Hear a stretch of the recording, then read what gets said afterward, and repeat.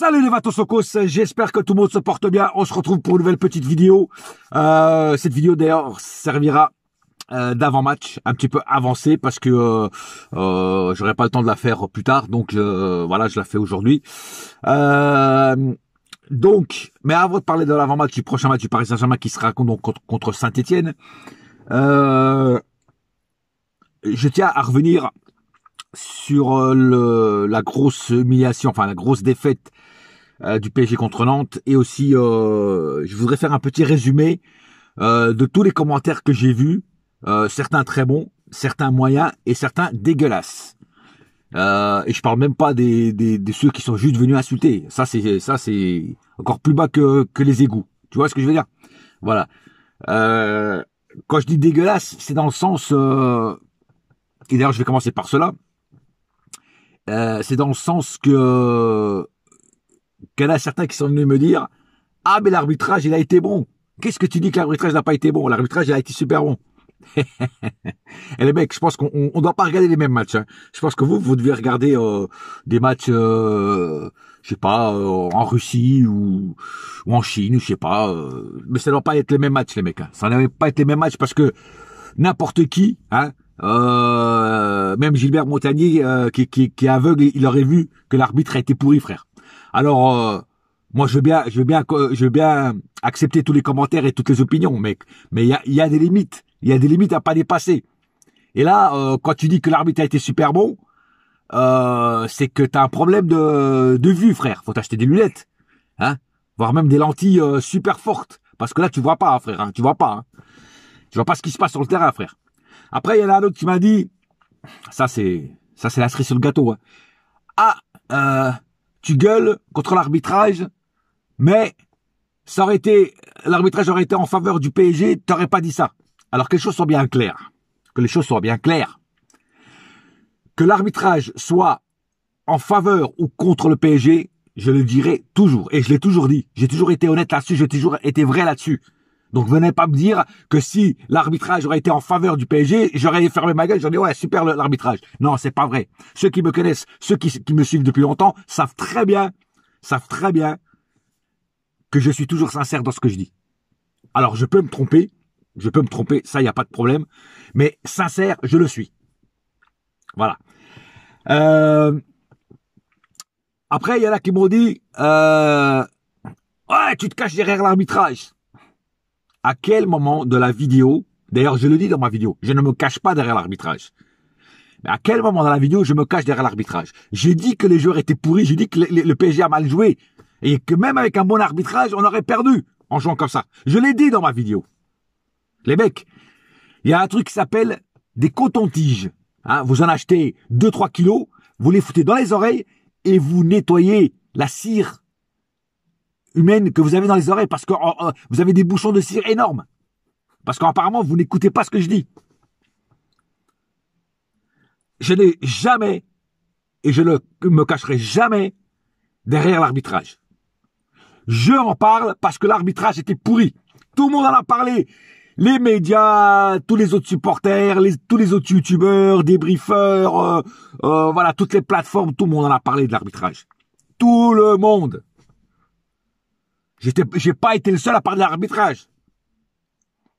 Et même si j'aurais été le seul, même que j'aurais été le seul, moi je dis ce que je vois sur le terrain et ce que j'ai vu sur le terrain, ça ne m'a pas plu.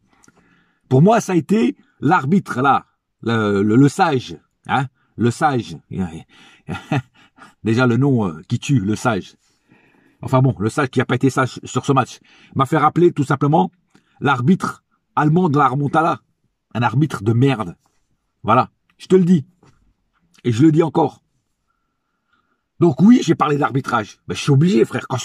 Vu ce que j'ai vu, je suis obligé de parler de l'arbitrage. Pour le penalty aussi, bon, elle a parlé, m'a dit oui, certains m'ont dit oui, s'il y avait penalty sur la main de Wijnaldum. Ok, pas de problème. J'accepte cette opinion. Le problème, c'est pas qu'elle soit collée ou décollée de la main, du corps de Wijnaldum. Penalty ou pas penalty. Le problème, c'est qu'il y avait 1 minute de temps additionnel et le penalty a eu lieu à la 4e minute de temps additionnel. C'est-à-dire que l'arbitre aurait déjà dû siffler depuis longtemps la mi-temps. chose qu'il n'a pas faite. Donc ce penalty n'aurait pas n'aurait pas eu lieu normalement. Voilà. Et c'est ça que je reproche aussi à l'arbitre.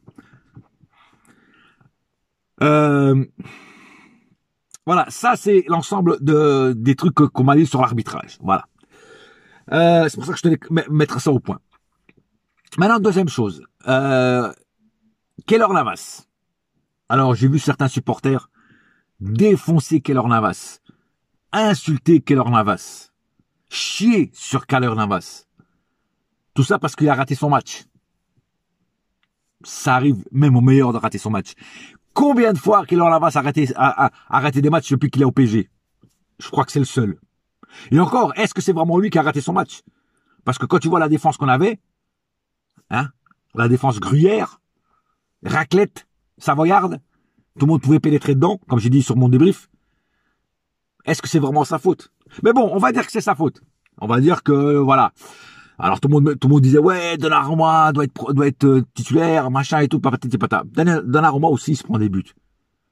Malgré que j'adore Donnarumma se prend des buts. Donc vous chiez sur la gueule de Keylor Navas qui, combien de fois nous a sauvé la vie l'année dernière et même encore cette année? Combien de fois il nous a sauvé la mise? Je me rappelle de certains matchs que c'est grâce à lui qu'on les gagnait. Et c'est grâce à lui qu'on les perdait pas, les matchs. Et maintenant, vous osez chier sur la gueule de Keylor Navas comme si c'était la pire des merdes. Putain, les mecs, vous avez la mémoire courte. Respectez un petit peu Keylor Navas.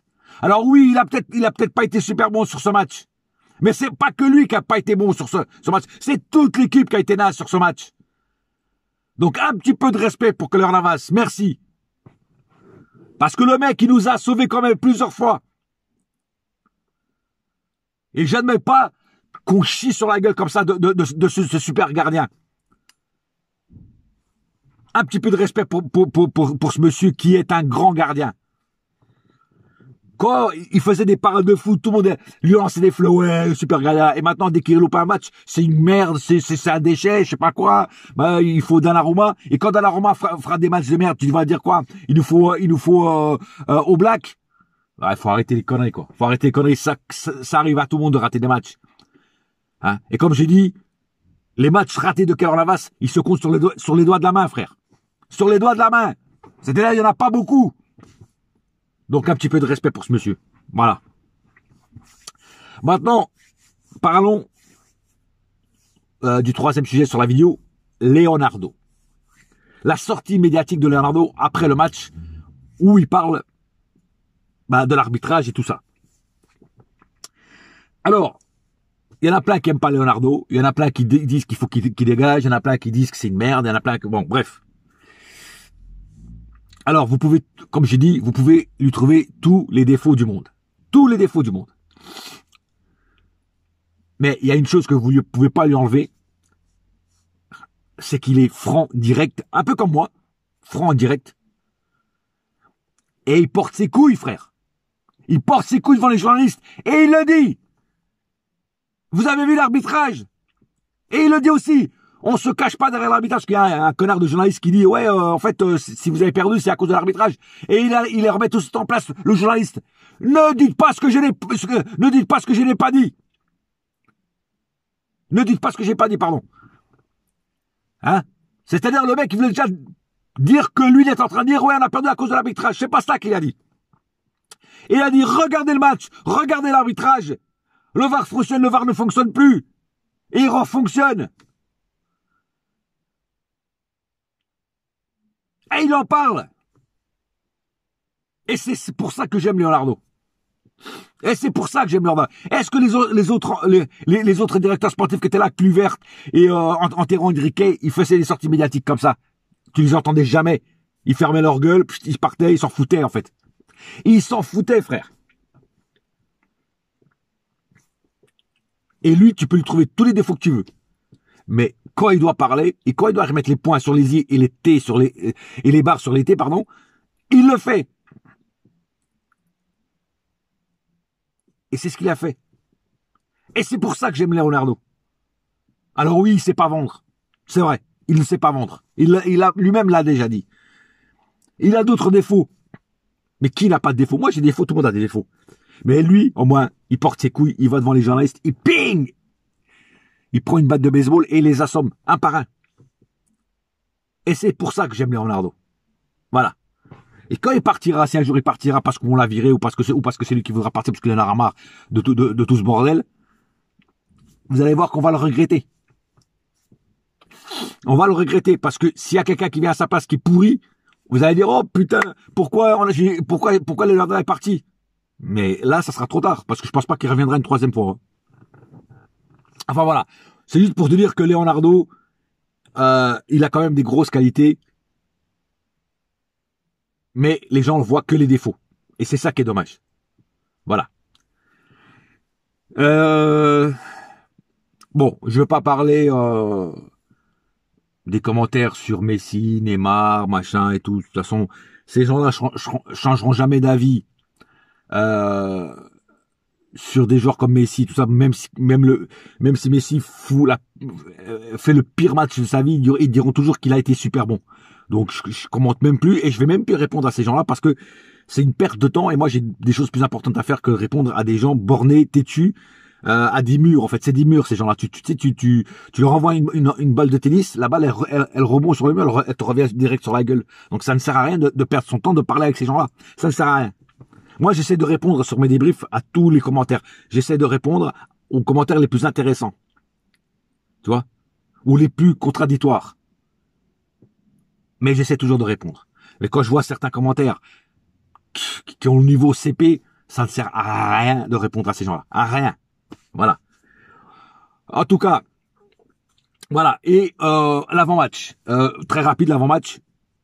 Comme je dis, on reçoit Saint-Etienne. Alors, c'est samedi soir le match, comme celui-là de Nantes.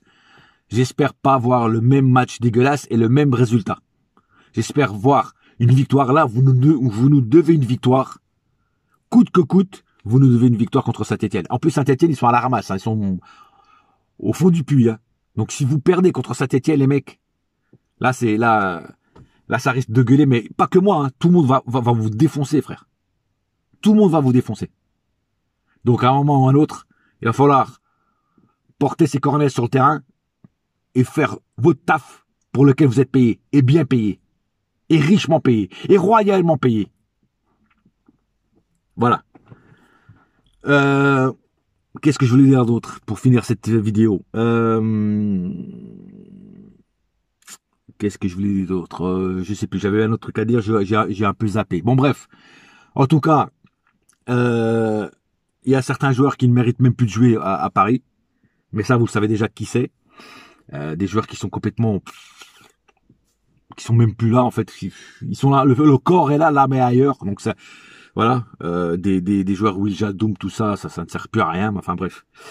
Voilà, j'ai pas plus à dire. J'avais un autre truc à dire, mais je l'ai oublié. Tu vois, ma mémoire me joue des tours des fois aussi. Mais c'est pas grave. Voilà. Ah, une dernière chose qui n'a rien à voir avec ça. Par hasard, merci déjà à tous les nouveaux abonnés qui sont inscrits sur ma chaîne. Merci à vous tous. En tout cas, bienvenue sur ma chaîne et j'espère que mes vidéos vous plairont. Merci aussi pour tous les likes, pour tout ça. Enfin, merci pour ce côté positif, positif de la forme, de la force, on va dire ça, comme Star Wars. J'ai juste un petit truc avant de couper. J'ai été voir comme ça par hasard les statistiques de ma chaîne et j'ai été voir les pourcentages des gens qui regardent mes vidéos. Alors j'ai été voir les pays. Alors le top 3, ça m'a paru bizarre parce que le top 3 des pays qui regardent plus mes vidéos, bon, le numéro 1 c'est la France, ça c'est normal. Le deuxième c'est la Belgique, donc merci aux Belges. Et le troisième, c'est là que j'ai eu la surprise de ma vie, c'est le Portugal, c'est mon bled. Je reviens pas qu'on me regarde ici aussi parce que quand je parle en français, bon à part c'est peut-être des Français qui sont ici ou peut-être des immigrants, enfin je sais pas. Mais en tout cas, troisième le Portugal et quatrième le Sénégal. Voilà. Donc merci à eux. Alors, après il y en a d'autres. Voilà. Peut-être qu'un jour je dirai tous les pays quand j'aurai un peu plus de temps. Et j'ai vu aussi les statistiques. Alors il y a 60%. C'est là que je voudrais vous interpeller. Il y a 60% des gens qui regardent mes vidéos qui ne sont pas abonnés à ma chaîne et 40% qui sont abonnés à ma chaîne. Donc les 60% qui regardent mes vidéos qui ne sont pas abonnés à ma chaîne, abonnez-vous. Ça ne coûte rien. Et ça me donne de la force à moi, ça me donne du courage pour continuer à faire et améliorer mes vidéos. Donc, Ne regardez pas juste la vidéo, abonnez-vous. Je le dis très rarement, hein, je le dis très rarement de s'abonner, parce que je ne trouve pas que c'est nécessaire de dire tout le temps abonnez-vous.